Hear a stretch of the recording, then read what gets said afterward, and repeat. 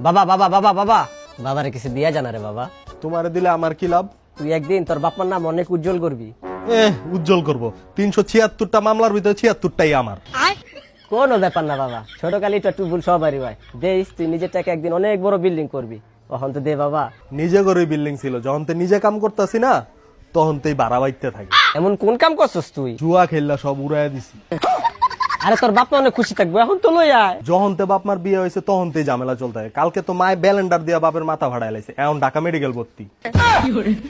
তোর একটা ছোট ভাই আছে না? হ চাচা, আপনি কেমনে জানলেন? আমি সব জানি, তোর ছোট ভাই তোর লেগে অনেক বড় কিছু করবে, এখন তো দে না। অনেক বড় কাম তো কইরা দিছে। কি? 3 বাচ্চার মারে লইয়া তো পলায় গেছে। তোর মতো তোর লগে থাকবে, এখন তো দে। আমার বউরে লইয়াই তো বাকছে। শালার পুত্র মরস না কে? মরতেই তো যাইতেছিলাম, আপনি আটকে দিছেন।